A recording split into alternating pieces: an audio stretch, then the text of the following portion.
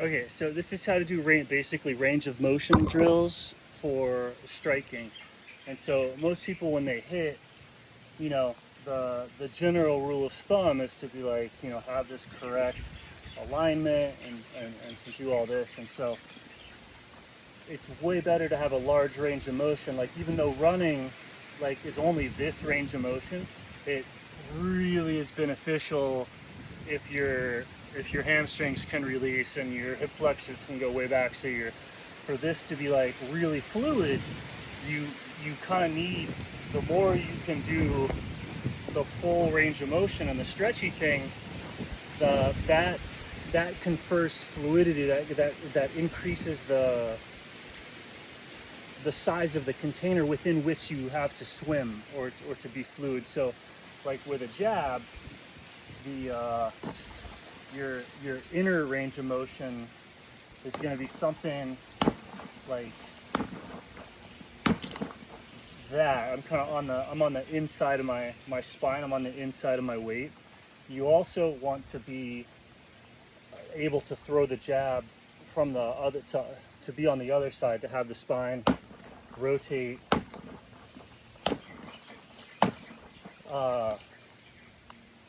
backwards, right? So when I go on this side, when I'm on this range of motion, I'm kind of forward in here, which is probably where you would want to be most of the time, but being able to shift the weight to the back of the muscles, right, and to kind of rotate as if that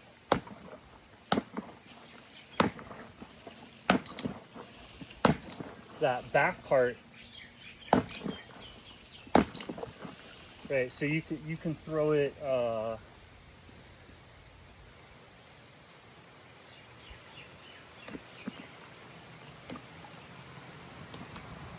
there's basically a lot of different ways you play with.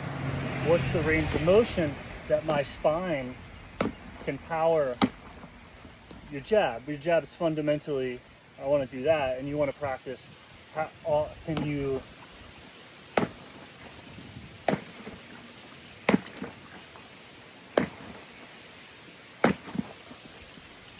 can you throw it that way, this way, and then that ultimately is gonna that'll really expand the range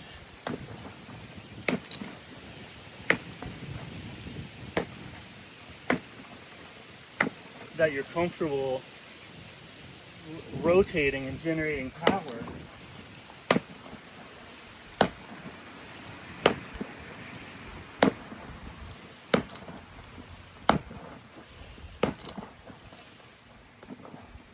And again, this is not shadow boxing or like fighting technique. These are reps that you're doing for strength and conditioning, which is ultimately like when you're doing kung fu forms and stuff like that, you're doing reps of an exercise with like kind of fighting specific applications, like katas and whatever other moves, like these moves that expand your movement repertoire, done as low as possible with as much twist as possible and stuff like that. That's not the technique of like just freaking throwing it. You don't use forms and moves that way. You don't use that stuff in a fight. You stay in your center thing. What you use moves for is to basically stretch your range of motion. Just like a runner is going to stay right here, but they're going to stretch up here. So this sort of thing is like if people analyze martial art moves the way they do running, they would go, what does this have to do with running? Like, this isn't a technique. Nobody runs with their legs all the way back like that. And then you'd remove it from the exercise program or whatever.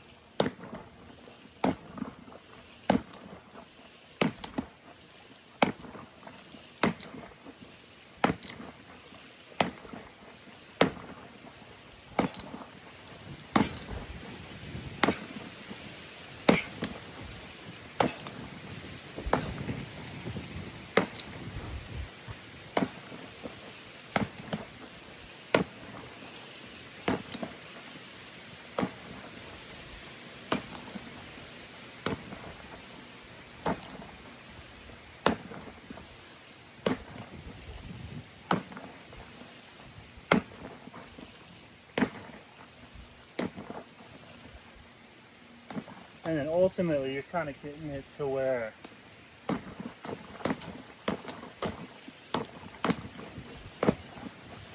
no matter what the position is, you want your back feeling comfortable generating a strike, generating force. And to be honest, I genuinely can't think of a situation where you would ever, if you were actually interested in winning or doing a fight, there's like no reason you would ever do like anything besides just crap done, right? There's nothing better than the simplest. So if it's like, if you're actually want to be doing the best, there's no reason for anything like that, right? All that stuff is just, you learn how to do like a flying tornado kick or a crazy low thing, or what you learn how to do that, and then that increased athleticism like increases your consciousness. And so the tiny little minutia that you need to do to just get the most basic, fastest, direct attack to take, you have the skill to do that, because you're looser, you're more fluid from the extravagant exercise or the extravagant moves, from doing like the parkour flip training and all that. Like you have this expanded sense of balance, right? And that expanded sense of balance reads the person correctly, and you use that expanded sense of balance that you got from practicing the moves to make the no move, like this just needs to be over. Like, and you're not doing anything besides just like pounding the guy or breaking something in the most direct, simple way possible. And so people see that and realize that, and then they just throw out the fluff. And then you're only training, if you only train and you only practice the most direct, simple way possible by like doing a hand wave and going, oh, everything else is just fluff, it's not useful, it's not whatever, that chi power, like, oh, I'm using my chi on him, and you're doing the chi drills and people go, that doesn't work. And it's like, you know what, you're right, you never, if it's a fight situation, you're not doing any trick, you're just ending them, right? But the only reason that you're able to do that is because of the sensitivity and the focus that you develop from doing the chi practice, or from doing the backflips. Like that enhances the consciousness, and the consciousness enhances the activity. And so there's two things of people that think that the extravagance or the moves or the technique has something to do with the actual application, and it has nothing to do with it at all. Like meditation has nothing to do with enlightenment, just like just like some crazy kung fu move has nothing to do with fighting.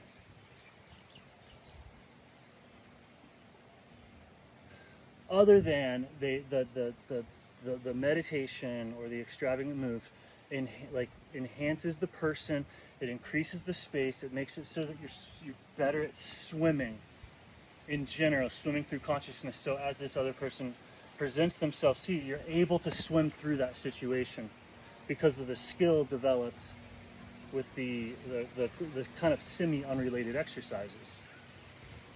And like since we live in that materialist age, like people that think they're clever, they see the disconnect of like this doesn't equal this, and then you lose the whole system. Just because people don't like understand the process of like personal development, right?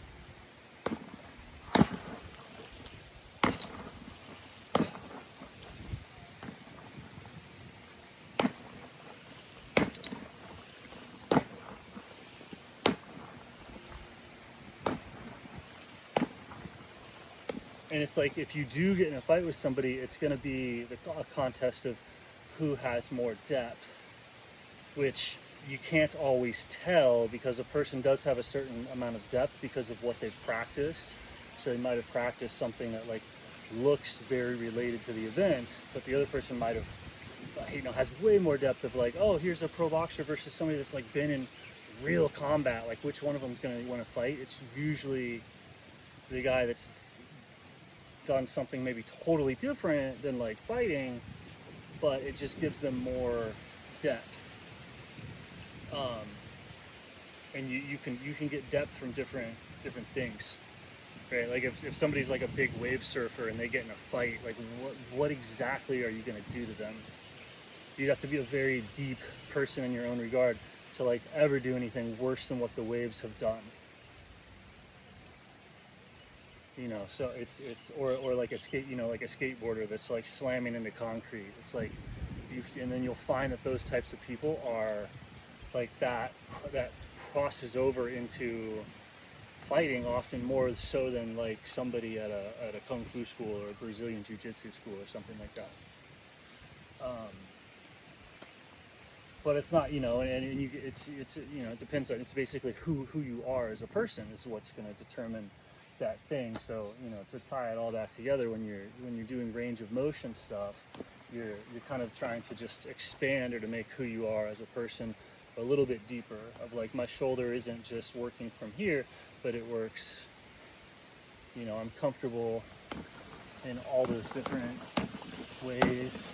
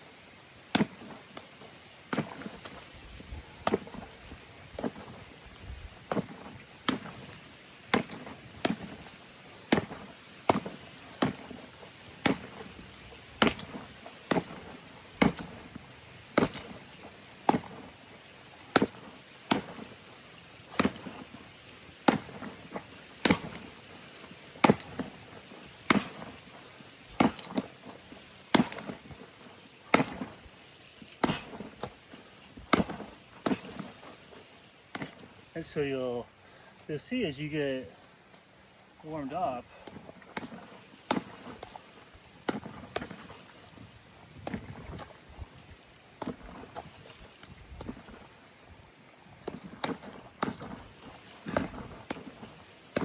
the whole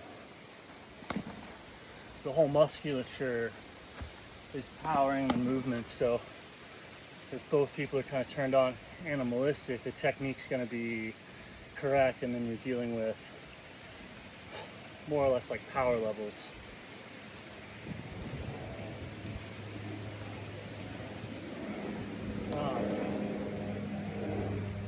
Because both people's like blood pressure is elevated enough and they're in good enough conditioning that makes it so at a particular level both people are approximating like animalistic, natural, or correct technique.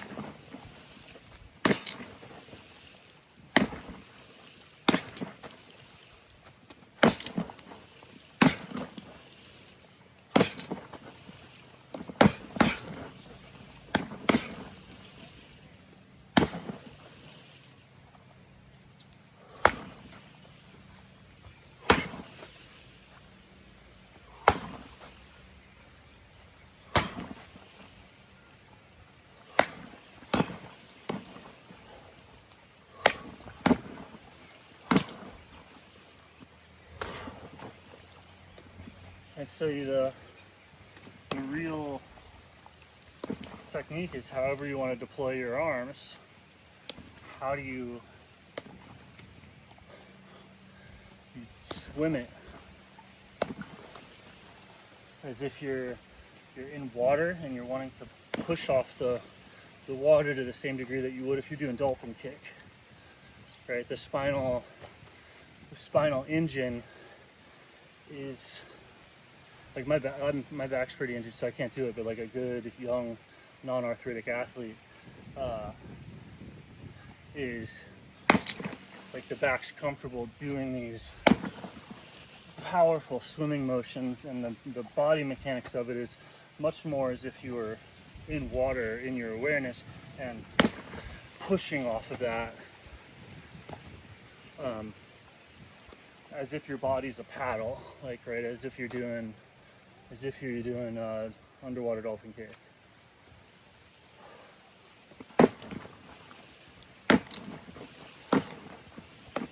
And so like this, if your back gets hurt or whatever, this system can like turn off and you just can't fix it until you're healed. So life becomes more rehab oriented, but then once the back is healed and starts to get a little stronger, you're dealing with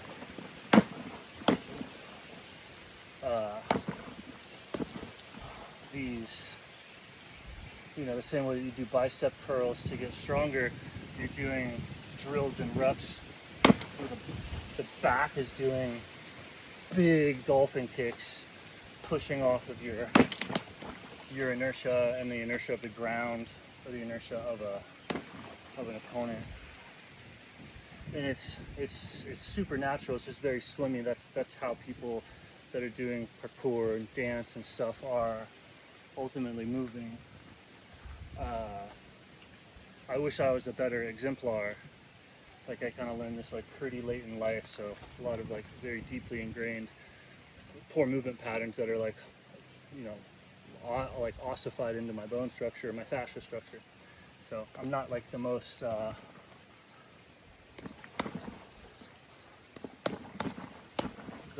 the greatest demo, but you can look at anybody who's good and you'll see them.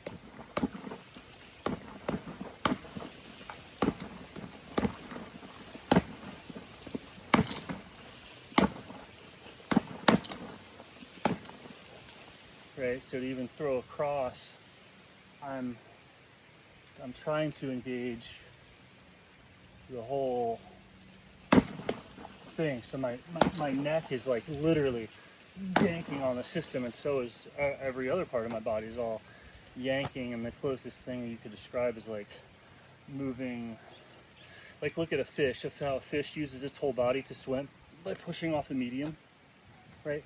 It doesn't do this with its back fin. It's using its whole head, the side of its body, and the fins are just stabilization. So the same thing happens with if you wake up to your energy system, you're moving primarily with the spine and the whole body as the main fin, and then the arms and the legs are there just as stabilization or to direct the energy, like the rudders on an airplane.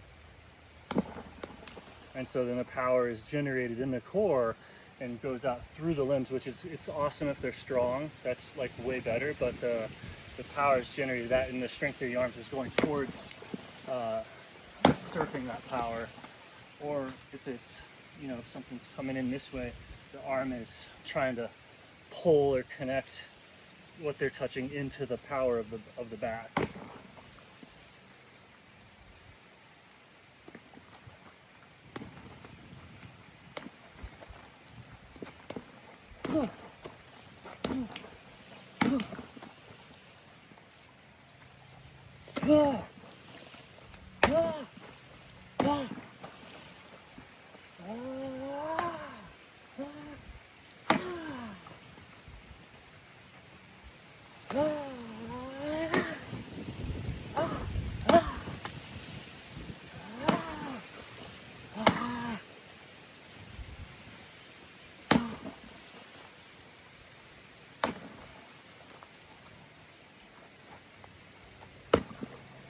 And so you can do the exact same movements limb generated, and it won't be the right thing.